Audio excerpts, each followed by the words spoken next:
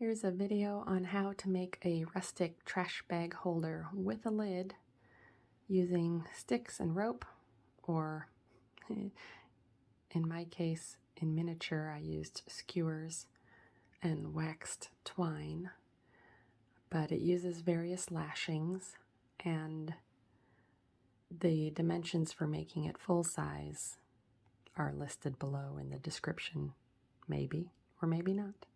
We'll start with square lashing, and I'm using this to connect the 4 pieces that make up the top.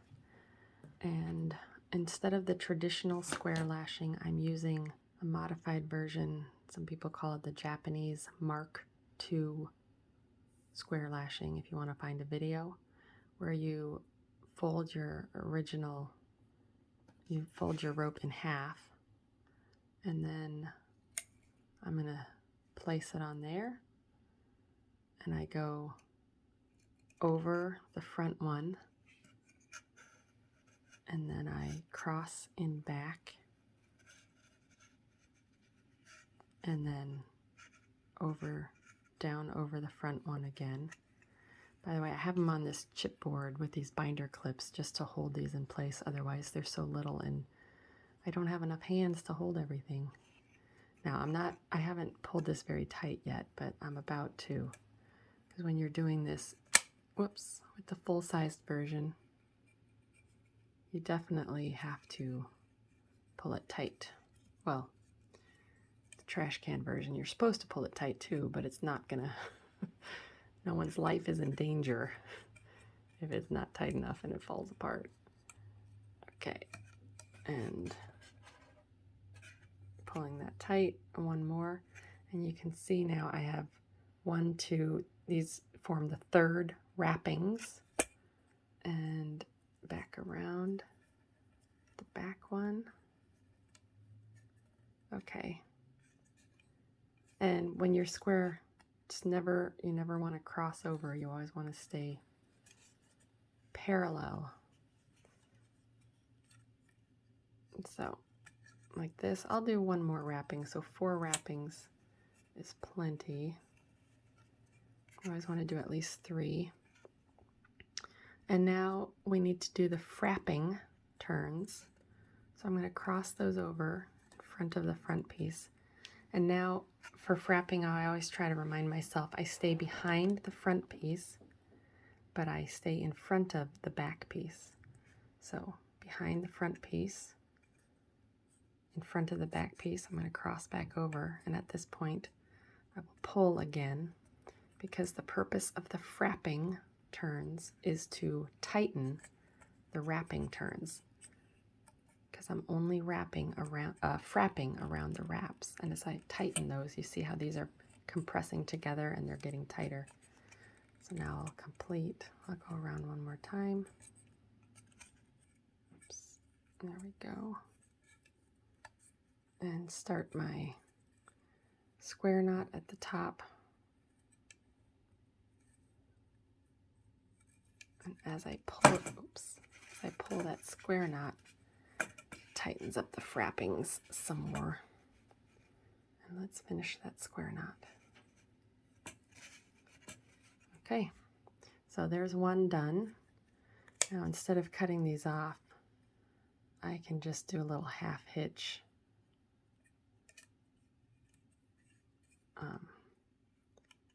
To make them a little bit shorter, and you could just keep making half hitches.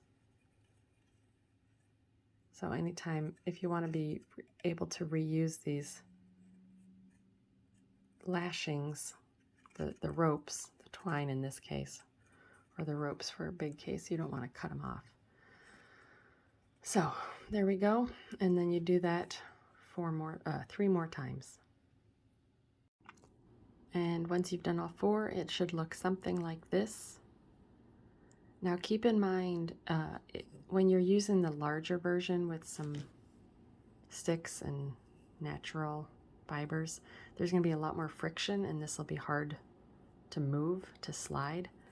But when you're using these skewers and this cotton twine, even if you do it really tight, you can still move these around. So just be careful that you don't accidentally slide them off the edge completely. That would be a shame. Next we'll do shear lashing, where we have two sticks instead of being crossed, they're going in the same direction, but once we've done the shear lashing, or as we're doing it, we can open them up a certain angle to make an A-frame to hang stuff from or whatever. So in our case, we have our two sticks, and we start with a clove hitch on one of them. I'm doing the traditional one for this one. I don't know of another method. So we start with a clove hitch on one where we wrap around, we go back around and under. Okay, there it is. And pull tight. There's our clove hitch. Some people, by the way, do start the square lashing that we did, even the modified version with a clove hitch instead of just putting the bite around, just to make it stronger. But anyway, let's keep going. So we take this guy and we're gonna twist this around the string so that the clove hitch is less likely to come undone. Now we put our other stick right next to it and we start wrapping. So 1, 2, 3, 4, 5, 6. I would say 8 or 10 is pretty common. Let's do 7. Now, in terms of how tight to wrap them, it depends on how far you want to open these. We want to open ours fairly far. And so if we wrap too tight, we might actually break our sticks. Now we have enough wrapping, so now we start our frapping. So now I'm going to go in between the sticks and then wrap just around the wrappings, or frap just around the wrappings. Okay, so there's 1. You always want to have at least 2. And you would pull these tight. And if I do 3, that'll use up some more of this extra string that I have. Okay, keeping that tight. And then we'll do a clove hitch to end it. But there we go. And now I've done my clove hitch at the top. And again, if this is long enough, you could maybe do a half hitch down here. Okay, so that's just a simple half hitch, just to get that tail out of the way. And there's our shear lashing, and you need to do 4 of those. I want to take a real brief detour and mention STROP lashing. Essentially, it's just tying 2 sticks together, or tying something together. Some people, they tie an overhand knot on every side as they go around and then finish with a square knot. Overhand knot like tying your shoe. Some people just wrap around and around and around a bunch of times and then tie a square knot. So essentially it's just tying things together. You can use it like if you're making a hinge, or if you just want to hold some pieces together. It's not really secure, so you wouldn't use it if you wanted to securely lash like sticks like this. But it is a nice little technical name to know for tying 2 things together. And what we're doing in this next part is we want to connect the corner of the top with the top of the sheared legs. And you see how it has to sit like this so that the corner sits inside the V like this. And then to keep that together for your next step, well, and just so that it doesn't pop out, you can use a STROP lashing, or in other words, just tie those 2 together with a short piece. So you see I'm just going around there, up the top. And if I had 4 hands, this would be helpful. You see I've just gone around a couple times. And now I'm going to, oh, I need more. I need more on that side. Now I'll just tie this together with a square knot. Okay, you see how that needs to rest in there. And left over right. All right, so It's not a super secure thing like this. If you look at this one's come undone again. You see how my shear is just supporting one side instead of supporting the whole corner. So I'm just going to move it over there. So I would maybe do strop lashings on 2 of the corners and then do the next part, which we'll get to in a minute, then attach the next set of sheared legs with a strop lashing, then tie the next lashing down here. The next kind of lashing we're going to do is the diagonal lashing. And this is especially used when you have triangular braces that aren't touching each other and you want to pull them together. That's when a diagonal lashing is really useful. And it's kind of similar in our case. You see how these legs, these sticks are nowhere close, and so we're going to use a diagonal lashing to pull these sticks together. We could possibly use square, but we've already used square, and there is this idea of wanting to pull them together. In the same way that I did a little bit of a modified square lashing, I'm also doing a bit of a modified diagonal lashing. It's sometimes found under Filipino diagonal lashing. And just like the modified square one, we're going to start with a piece of rope folded in half instead of starting with a clove hitch. And now instead of wrapping the loop around a stick, we're going to put it behind this X that's formed by the sticks. And then we're going to pull the ends through the bite or the loop. And essentially we're making a lark's head knot here. All right.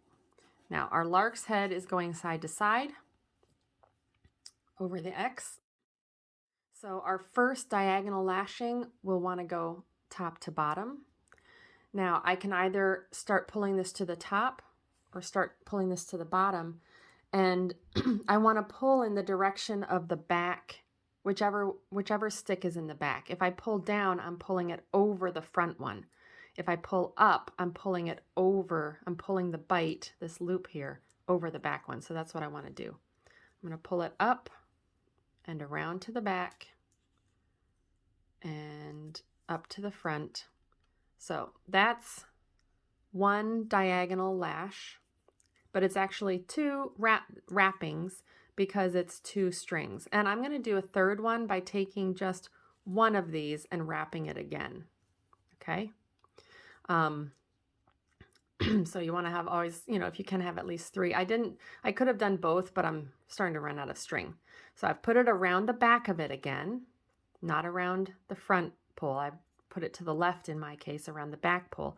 And now I'm going to wrap diagonally around the other direction. So now side to side. So I wrap it around once, and I'm going to take the longer one and wrap it around again. And now I have 3 wraps in that direction. Now I need to do my fraps. I'm going to put it around the back again. So I'm going downwards in my case. And now, in order to get these divided, going opposite directions, I'm going to do one over the top and one behind the front one here. Okay, and now I'll start my fraps.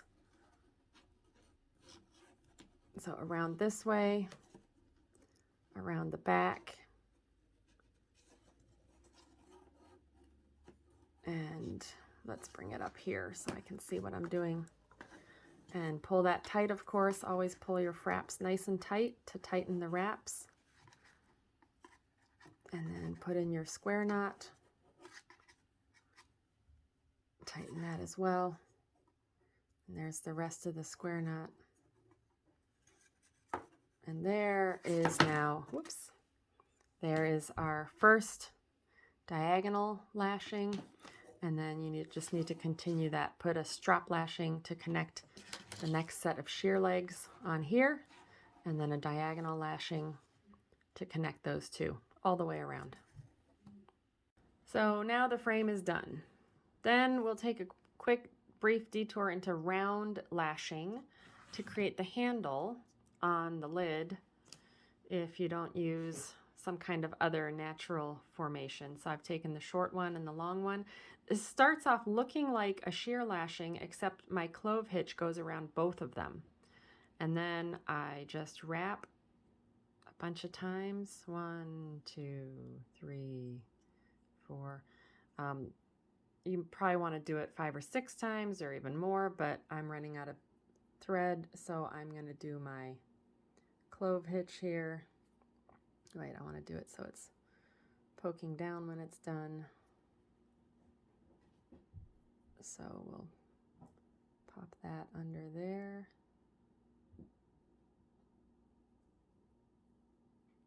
All right.